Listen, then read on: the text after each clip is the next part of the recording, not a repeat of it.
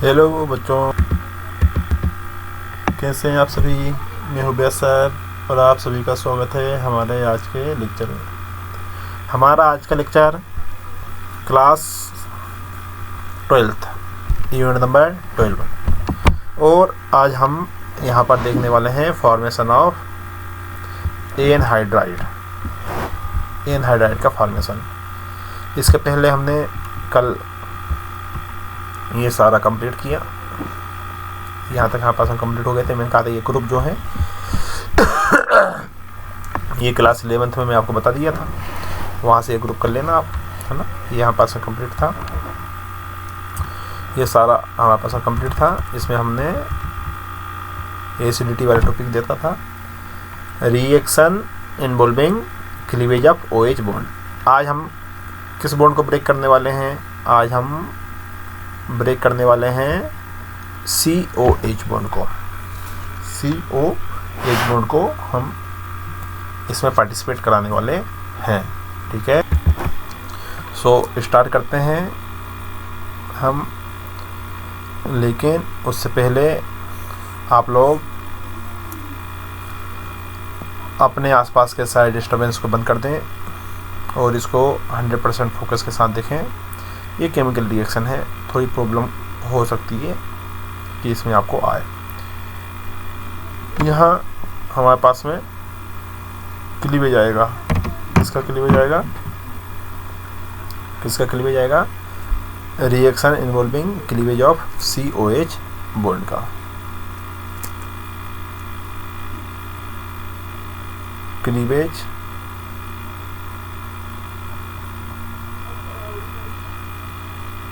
Of COH bond, COH bond का यहाँ पर क्लीवेज कैसे है? Formation of anhydride, formation of anhydride, इसको यहाँ से कर देते हैं। फॉर्मेशन ऑफ एनहाइड्राइड,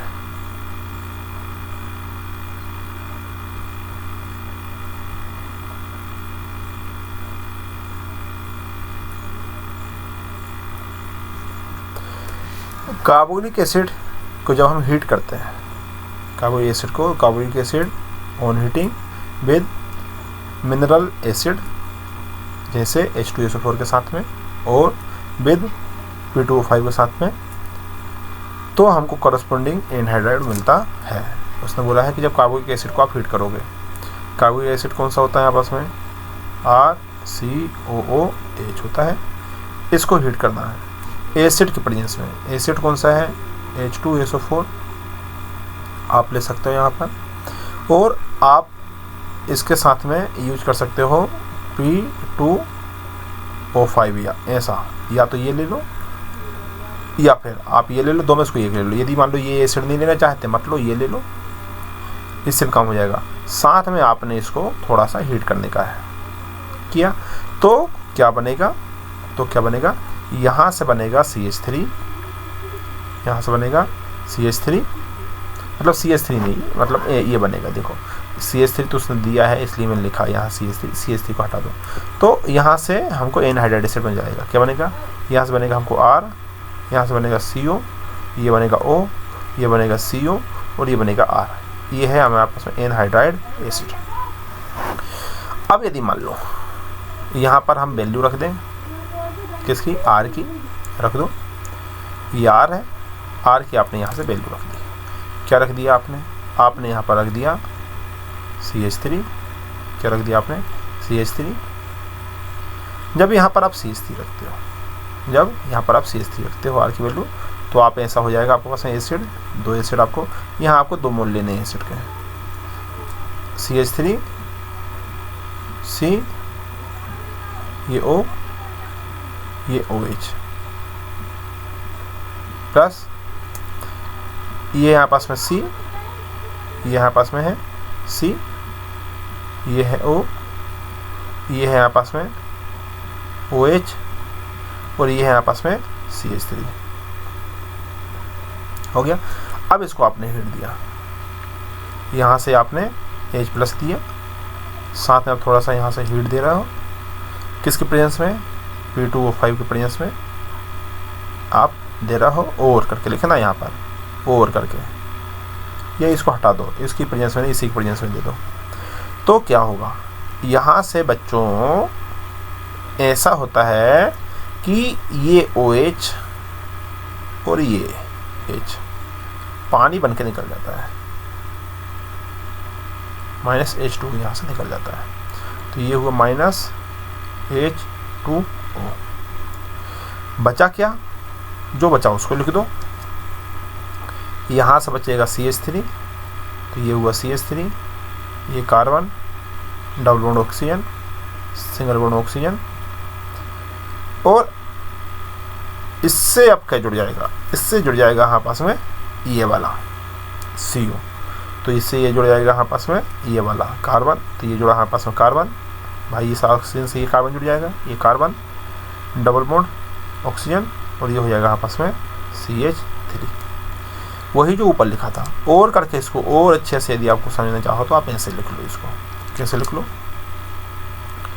ये है यहाँ पास में CH3, सिंगल बॉन्ड C, ये हुआ O, ये हुआ O, ये हुआ CO, और ये हुआ CH3, जिसमें R वाले रूप में लिखा था। ये देखो, ये CH3, ये COO, ये देखो CH3 COO, ये यहाँ पास में CO, तो ये देखो ये यहाँ पास में CO, और ये है CH3 लिखने देते। ये यहाँ पास में इसको बोलते हैं एसिड एन हाइड्राइड, इसको बोलते हैं एसिड एन हाइड्राइड, ठीक है।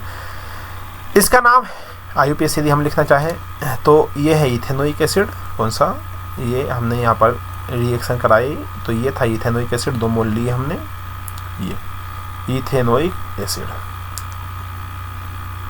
मेथ और ईथ, और ओइक एसिड, कार्बोनिक एसिड इसलिए ओइक एसिड, तो ये हो जाएगा इथेनोइक एसिड, 2 लिए।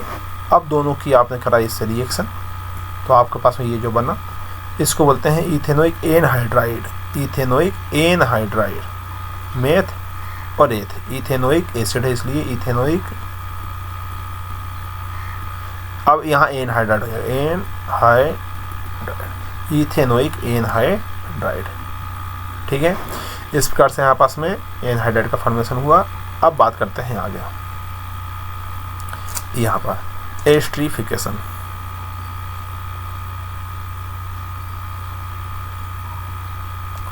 एस्ट्रीफिकेशन,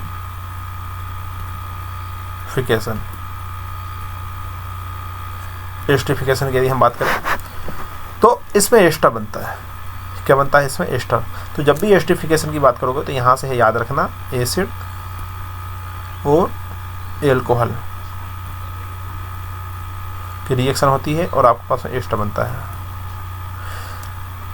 खास बात ये जो है कि यहाँ एसिड से निकलता है OH माइनस और एल्कोहल से निकलता है H प्लस।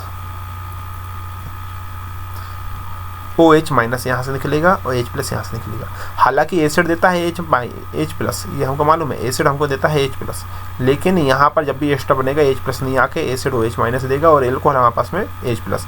एल्कोहल को देना था OH माइनस, लेकिन यहाँ पर एल्कोहल OH माइनस ना देके H प्लस देता है, जब जाकर एस्टर बनता है। एस्टर का फॉर्मूला होता है RCOOR, एस्टर, R डैश ले लो, ठीक है। ये देखो, carboxylic acid are esterified with alcohols, मतलब कुल मिला के एसिड हो गया और एल्कोहल हो गया।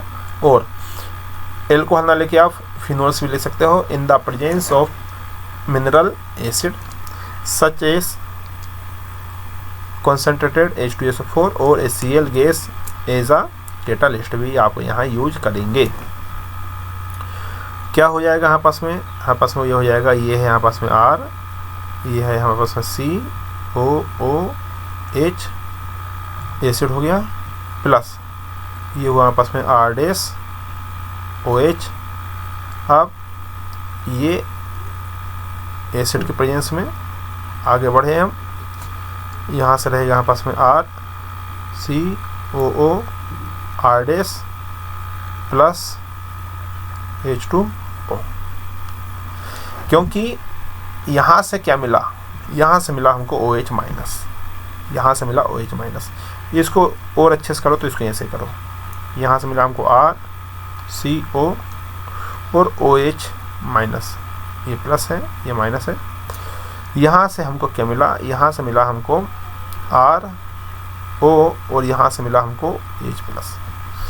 तो इस प्रकार से ये R डैश है तो ये R डैश ले लो। इस प्रकार से यहाँ पर ये OH माइनस, ये OH माइनस और ये H प्लस मिलके माइनस H2O हो गया, और ये आपस में मिल जाएगा तो क्या बनेगा, ये है R, ये है CO और ये है O और ये है R डैश ले लो।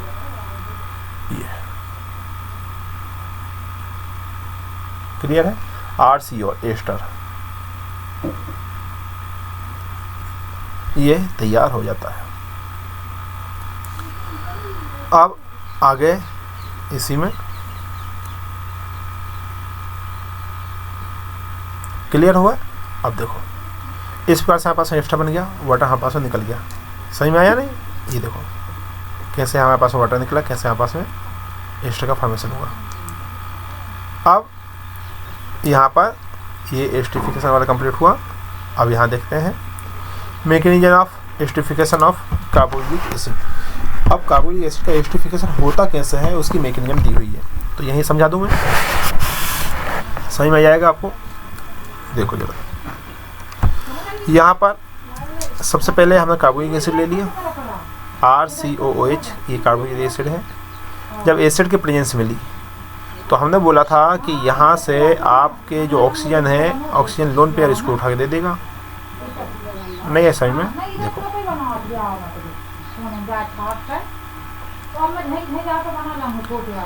देखो जरा मैं मैकेनिज्म समझाता हूँ।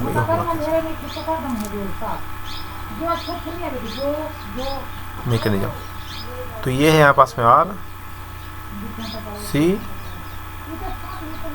ये है O, ये है OH।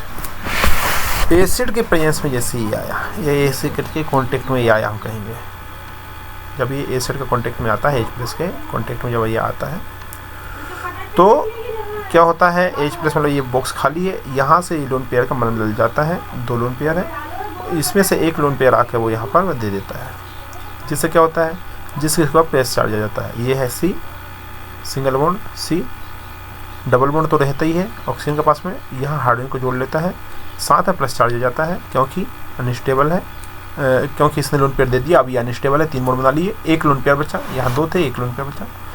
ये यहाँ पर हमारे पास में OH अभी भी यहाँ पर रहता है, लेकिन ये अनस्टेबल है। अब इसमें एंट्री होती है, किसकी एंट्री होती है, इसके साथ में बेस की एंट्री होती है। यहाँ पर लाओ एरो बनाया, इस एरो के ऊपर आपने लिखा R, यहाँ O और ये H हम लिख रहे हैं, यहाँ पर लोन पेयर है, यहाँ पर हम जानते हैं।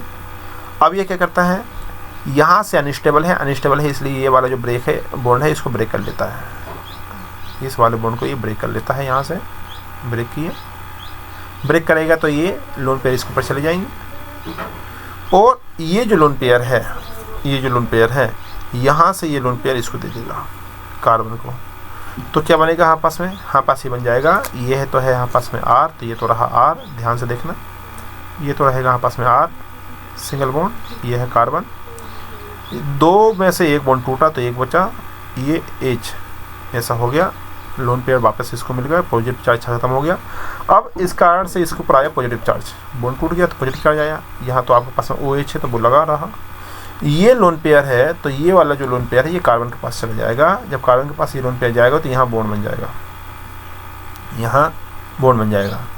जब यहाँ बॉन्ड बना इस प्रकार से तो ये हमारे पास में क्या बचा, ये हमारे पास में बचा O, ये तो H था ही, और यहाँ है हमारे पास में R, यहाँ बचा पॉजिटिव चार्ज, कौन सा चार्ज, पॉजिटिव चार्ज, ये हो गए लोन पेयर, समझ रहा हो, ये हो गया लोन पेयर। लोन पेयर क्यों बनाया, लोन पेयर इसलिए बनाया क्योंकि एक बचा है ताकि हमको दिख सके, पॉजिटिव चार्ज आया, क्लियर है। अब आने वाले समय में क्या होता है, ये अनस्टेबल हो गया, भाई अनस्टेबल तो ये भी था, यहाँ क्या था, ये अनस्टेबल,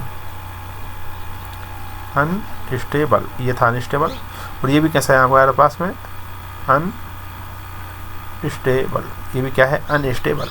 अब यहाँ से ये बॉन्ड तोड़ता है, यहाँ से ये बॉन्ड को ब्रेक करेगा, अपने लोन पेयर ले लेगा। तो इस बार ये हाइड्रोजन के बॉन्ड पेयर अनस्टेबल, इसलिए हाइड्रोजन वाले इलेक्ट्रॉन को ये हटाता है, इसको इंटरमीडिएट बोलते हैं। ले बोल दिया। अब क्या हुआ, अब ये इस प्रकार से ये एक रिवर्सिबल रिएक्शन होती है।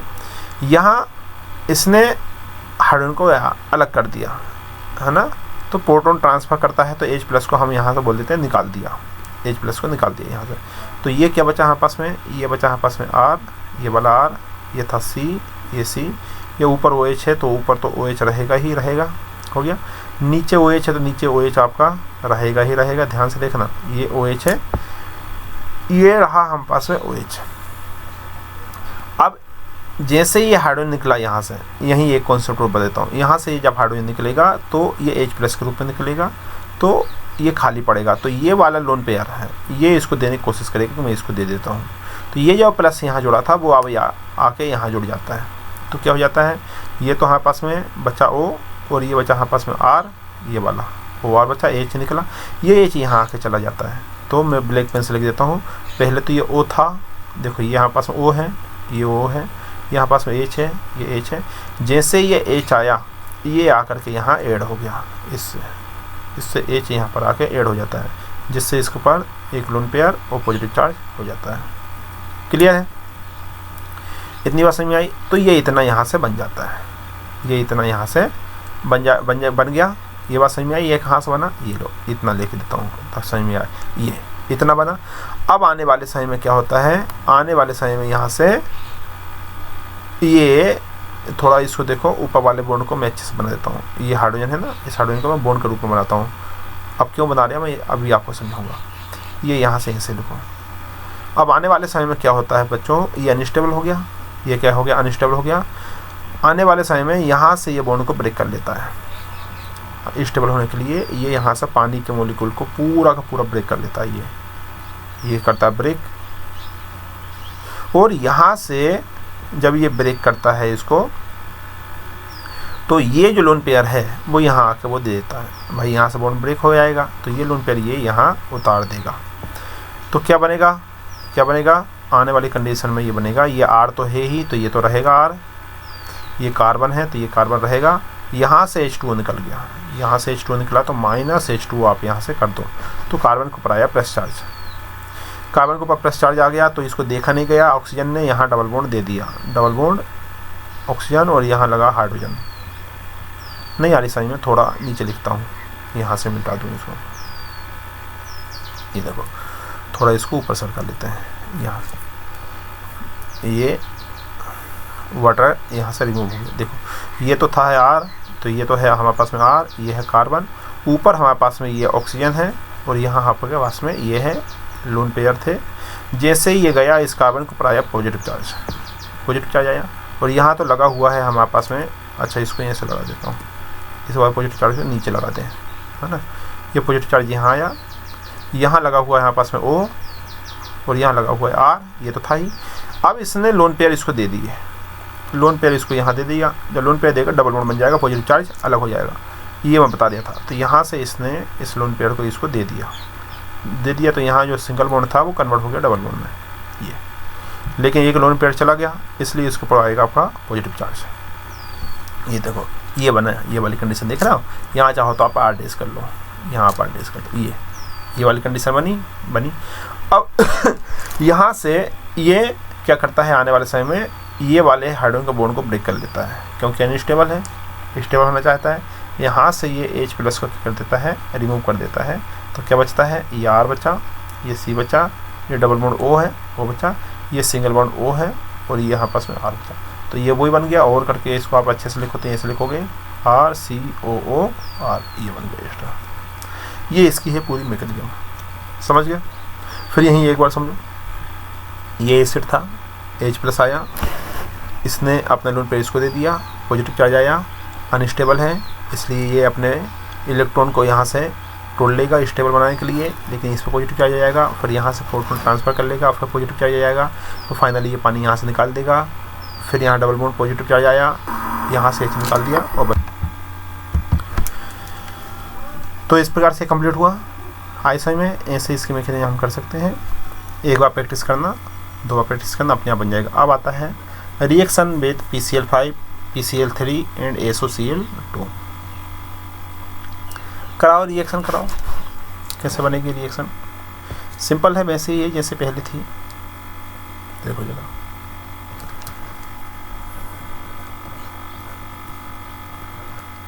ये यहाँ है reaction with PCl5, PCl3 and SOCl2।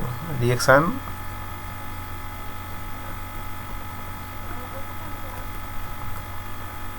PCl5, PCl3, SOCl। यहाँ हमने लिखा R, C, double bond O, ये O, ये H। रिएक्शन कराई आपने PCl5 के साथ। क्या होगा यहाँ से क्या होगा? यहाँ से बनेगा आपके पास में R, फिर बनेगा आपके पास में CO, फिर बनेगा Cl। कैसे बना ये कैसे बना? ये ऐसे बना। प्यारे बच्चों, यहाँ से ये जो PCl5 है ना, इस PCl5 को तोड़ दो का मतलब क्या हुआ? तोड़ दो का मतलब ये हुआ कि इसको डिवाइडेशन में ले जाओ। यहाँ से देखो, इसको और करके मैं लिख देता हूँ, चेंज कर देता हूँ, लिखने का तरीका चेंज कर देता हूँ। इसको यहाँ से लिखो आप, RCOH है ना, इसको यहाँ से लिखो आप। देखो, ये लिखो R, ये लिखो R, ये लिखो CO, ये लिखो O, और ये लिखो आप R ओ H लिख लिया। PCl5 है तो PCl5 में से एक आप Cl यहाँ दे दो, यहाँ आप क्या दे दो, यहाँ आप दो PCl3। दिख बन नहीं रहा है ना, तो मैं नीचे लिख देता हूँ।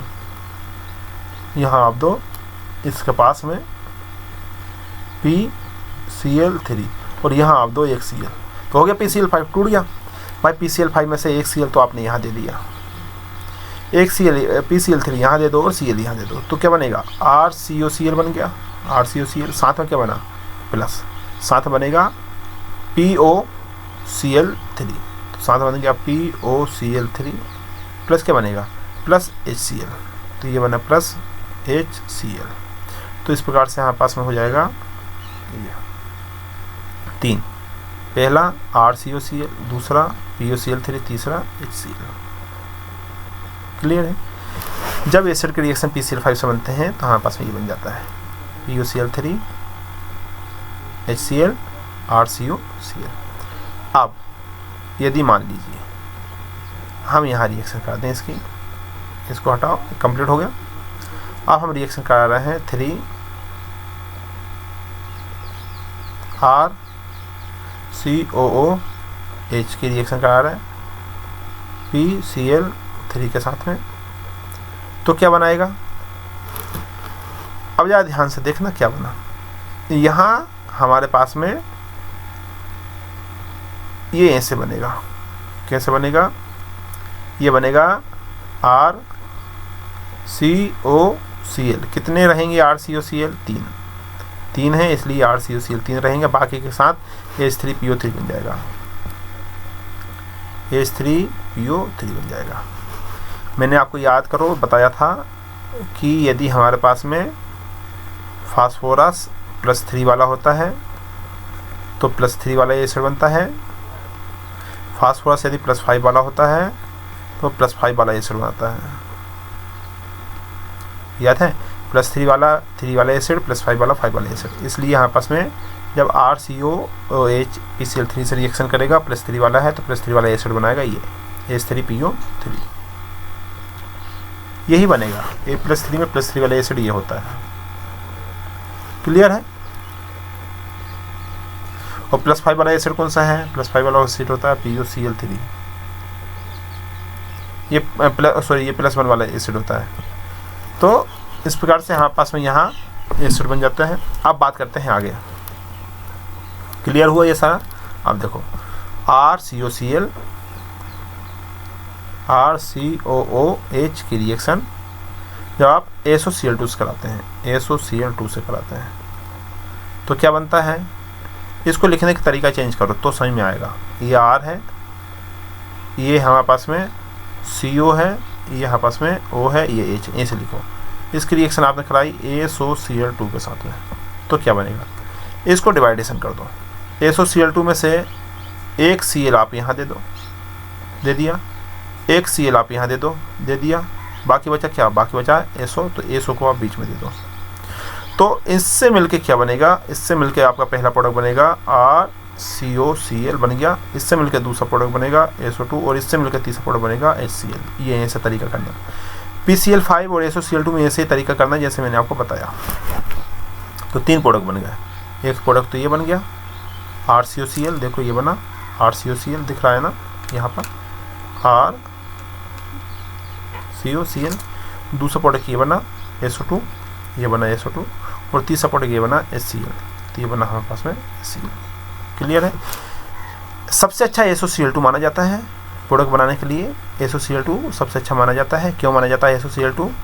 वो इसलिए माना जाता है क्योंकि इसमें गैस है। ये SO2 क्या है, हमारे पास में गैस है, तो ये बाय प्रोडक्ट कम बनता है, इसलिए ये वेरी गुड हमारे पास में SOCl2 के साथ रिएक्शन मानी जाती है। क्लियर है। अब हमारे पास में आता है 4th नंबर का, ये हुआ हमारे पास में कंप्लीट। हमारे पास में आता है रिएक्शन विद अमोनिया, लेकिन ये रिएक्शन विद अमोनिया आज नहीं करेंगे, ये अगले लेक्चर में करेंगे। इस लेक्चर में हम नहीं कर रहे हैं, आज का लेक्चर हम यहीं पर कंप्लीट कर रहे हैं। मिलते हैं आपसे अगले आने वाले रिएक्शन में। जब तक पढ़ाई करते रहिए। Wish you all the best.